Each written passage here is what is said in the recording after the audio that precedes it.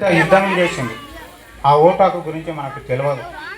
కానీ ఓటు హక్కు గురించి ఎందుకు యుద్ధం చేసిందంటే, ఎవరైతే కూలీ నాలి పని చేసుకొని బతుకుతున్న ఈ శ్రామిక జీవులు ఎవరైతే ఉన్నారో వీళ్ళందరూ తమ ఓట్లన్నీ తాము వేసుకుంటే వీళ్ళకి అధికారం వస్తుంది. వీళ్ళ నుంచి ఒక రాజు బయలుదేరుతాడు.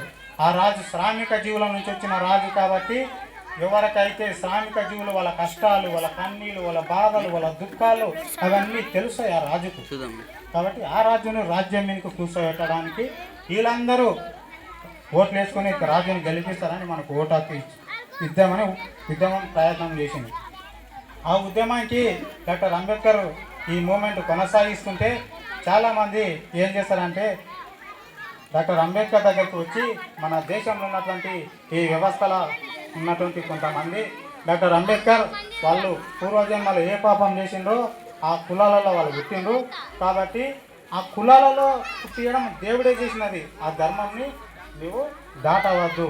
కాబట్టి ఆ లేబర్ జనాలను వదిలి వాళ్ళకు ఓటు హక్కు లేదు, ఏమి లేదు, వదిలే ఆ అంబేద్కర్ ఆ లేబర్ జనాలను అంటే అంబేద్కర్ వదలకుండా వాళ్ళకు చదువుకున్నారా, మాలామాది వాళ్ళకి ఎందుకయ్యా ఓటు హక్కు, గౌన్లకి ఎందుకయ్యా ఓటు హక్కు, సాకలోళ్ళకి ఎందుకయ్యా ఓటు హక్కు అని అవమానపరిచింది ఆ దొరలు, ఆ రెడ్డి దొరలు, రావు దొరలు. ఎందుకోసము వాళ్ళకు ఒకప్పుడు రాజ్యాలే 540 దేశాలలో వాళ్ళది ఒక రాజ్యం ఉంది. ఆ రాజ్యం ఓటు హక్కు ఇస్తే ఆ రాజ్యం కూలిపోతుంది. కూలిపోయి ఈ శ్రామిక జీవులు రాజ్యానికి వస్తారేమో అని వాళ్ళు ముందుగానే గమనించి మనకు ఓటు హక్కు రాకుండా చేసిండు అనేక విధాలుగా. కానీ ఓటు హక్కు రావాలంటే చదువుకోవాలని చెప్తుండ్రు, 100 ఎకరాల భూములు ఉండాలని చెప్తున్నారు, తర్వాత 10వ తరగతి పాస్ అవ్వాలని చెప్తుండ్రు. కానీ మన ధర్మం శాస్త్రం ప్రకారం మనల్ని చదవకుండా చేసింది. ఎవడైతే చదువుకుంటే వాడిని నాలుకలు చీరేయడం, చెవులలో సీసాలు పోయడం, ఇలాంటి వ్యవస్థలో మన దగ్గర అంగుళం భూమి కూడా ఉండకుండా చేసి వాడు మళ్ళీ ఓటు హక్కు కావాలంటే ఇవన్నీ షరతులు పెడతాడు. నీకు ఓటు హక్కు కావాలంటే భూమి ఉండాలి, సంపద ఉండాలి, రాజ్యం ఉండాలి, నువ్వు రాజ్య కుటుంబీకులు అంటావు. మన ఊరవతలకు వెళ్ళి వేసి మనం ఇట్లా రాజ్య కుటుంబాలు అయితే వాడు చేసినటువంటి సిస్టమ్ ఇది. ఇదంతా ఇట్లా జరుగుతూ ఉంటే ప్రపంచ దేశాల్లో ఉన్నటువంటి వ్యక్తులను అందరినీ ఒక దగ్గరకు కూర్చోబెట్టి ఒక వ్యక్తికి ఓటు హక్కు కావాలంటే 18 సంవత్సరాలు నిండి ఉంటే చాలు, వాని పైన శరీరం పైన విలువైన వస్త్రాలు ఉన్నాయా, వాని పైన బంగారం ఉందా, శరీరం పైన డొక్కలు ఉన్నా చాలు, వాని శరీరంలో ఒంట్లో రక్తం ఉన్నా లేకపోయినా ప్రతి ఒక్కరికి ఓటు హక్కు కావాలని అంబేద్కర్ యుద్ధం చేస్తే ఈరోజు మనకు ఓటు వచ్చిందయ్యా. కానీ ఏ ఒక్కడు ఓటు గురించి చెప్పడే. కానీ ఇలాంటి ఇప్పుడు ఆ రాజులు ఒక కుట్ర పన్నిండు మనకు ఓటు రావద్దని. కానీ పట్టు విడవకుండా అంబేద్కర్ ఓటు హక్కు తెచ్చిండు. తెచ్చిన ఓటు హక్కుని మనం వినియోగించుకున్నకుండా మళ్ళీ రెడ్డే లేదా రావే గెలవాలని ఒక పథకం పన్నిండు. అదే ఓట్లు కొనుక్కునేటటువంటి ప్రక్రియ.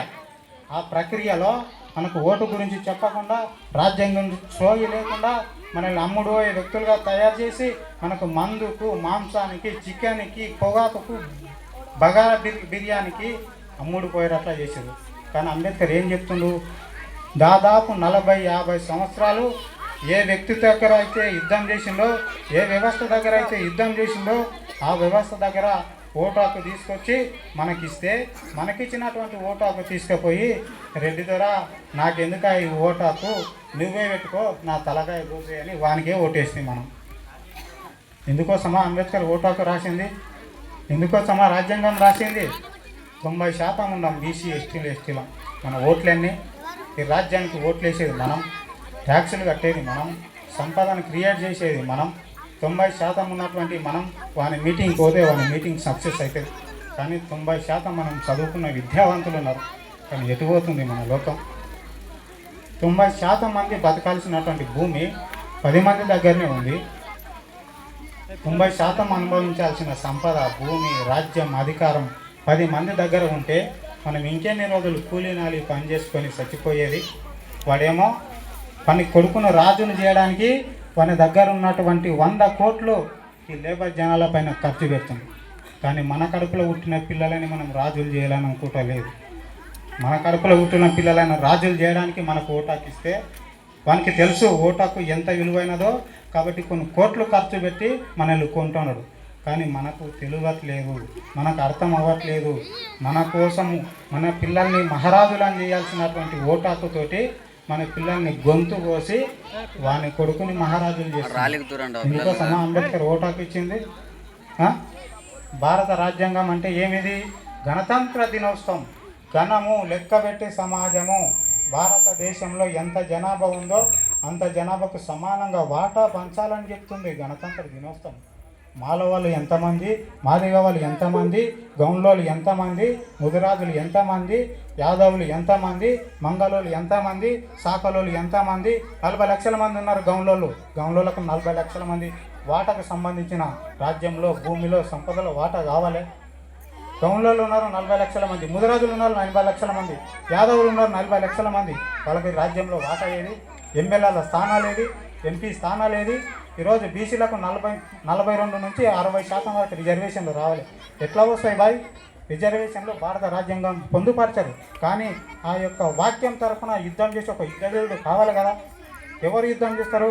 ఏ వ్యక్తులైతే పార్లమెంటుకు పోతారో, ఏ వ్యక్తులైతే అసెంబ్లీకి పంపిస్తున్నావో ఆ వ్యక్తులు ఆ వాక్యం తరఫున, ఆ యొక్క శాసనం తరఫున యుద్ధం చేసి ఆ శాసనాన్ని ఇంప్లిమెంట్ చేసేటటువంటి క్యాపబిలిటీ నువ్వు ఏ వ్యక్తులనైతే పార్లమెంటుకు, అసెంబ్లీలకు పంపుతున్నావో ఆ వ్యక్తులు చేస్తారు. కానీ మనం ఏ వ్యక్తులను పంపిస్తున్నాము? ఏ వ్యక్తులైతే ఈ రిజర్వేషన్లకు వ్యతిరేకమో, ఏ వ్యక్తులైతే బీసీలను అణచివేయాలనుకుంటున్నారో ఆ వ్యక్తులని మనం పార్లమెంటుకి, అసెంబ్లీలకు పంపిస్తే ఆ వ్యక్తులు ఎట్లా మాట్లాడతారు? 90% ఉన్నటువంటి మన వ్యవస్థలో మన తరపున పోరాడే ప్రతినిధులు లేరు. పీడితుల తరపున రెడ్డి గారే నాయకత్వం వహిస్తారు. అణచివేసిన తరపు నుంచి రెడ్డి గారే నాయకత్వం వహిస్తే మన తరపున నాయకత్వం లేదయ్యా. ఈరోజు దాదాపు 90% మనం చదువుకున్న యువకులు ఉన్నారు. కానీ వీళ్ళు ఏం చేయాల్సిందంటే, వీళ్ళే తమ వెనుక ఉన్నటువంటి సమాజాన్ని మార్చేటువంటి క్యాపబిలిటీ వీళ్ళకు ఉందని అంబేద్కర్ వీళ్ళని చదివించి వీళ్ళకు రిజర్వేషన్లు ఇప్పించి ఉద్యోగాలు సంపాదించింది. కానీ ఆ రిజర్వేషన్లు పొందినటువంటి వ్యక్తులు సమాజాన్ని మార్చే ప్రక్రియలో లేరు. వాళ్ళు సొంత కుటుంబాలకే పరిమితమై డాక్టర్ అంబేద్కర్ ఉద్యమాన్ని మర్చిపోయి ఆనందంగా గడుపుతున్నారు. కాబట్టి ఈ రాజ్యంలో మన వాటా ఉంటేనే మనం బతుకుతాం. ఎన్ని రోజులు చేసుకున్నా డాక్టర్ అంబేద్కర్ యొక్క అంతిమ లక్ష్యం ఏంటంటే, ఎవరెంత జనాభానో వారికి అంత వాటా. ఈ దానికి ఒక బీసీ ఆయన ఎందుకు వ్యతిరేకమవుతారయ్యా? 40 లక్షల మంది ఉన్న గౌన్లకు 40 లక్షల మంది ఎంత జనాభా ఉన్నారో వాళ్ళకి అంత వాటా వస్తే అంబేద్కర్ని ఎందుకు బ్లేమ్ చేస్తారు? కాబట్టి ఇదంతా చేసింది రాజ్యమే. రాజ్యం దగ్గర ఎట్లా రాయగలిగితే అదే కింది ధరకు ప్రింట్ అవుతుంది. కాబట్టి ఎవరి దగ్గర అయితే రాజ్యం ఉంటుందో వాడు చెప్పినట్లనే శాసనాలు తయారవుతాయి. కాబట్టి వాడు రాజు చెప్పిండు, మనల్ని అంబేద్కర్ని మనకు బీసీ సమాజానికి దూరం చేసిండు.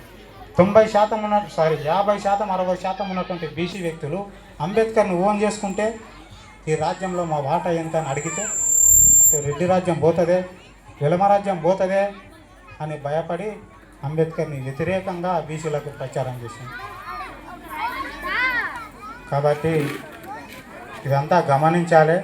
డాక్టర్ అంబేద్కర్ కొట్లాడింది 90% ఉన్నటువంటి బీసీ, ఎస్టీ, ఎస్టీల కోసం, కూలీ నాలి పనిచేసుకునే వ్యక్తుల కోసం. కానీ ఏ వ్యక్తులైతే భారత రాజ్యాంగానికి వ్యతిరేకమో, ఏ వ్యక్తులైతే భారత రాజ్యాంగ మూల సూత్రానికి వ్యతిరేకమో అలాంటి రెడ్డి రావులు భారత రాజ్యాంగాన్ని వాడుకొని వాళ్ళు ఎమ్మెల్యేలు అవుతున్నారు, ఎంపీలు అవుతున్నారు, రాజ్యసభ సభ్యులు అందరూ అవుతున్నారు. కానీ మనకు చిప్ప చేతికి చిక్కుతున్నారు. కాబట్టి ఇదంతా గమనించాలి. సమయం లేదు కాబట్టి ముగిస్తున్నాను.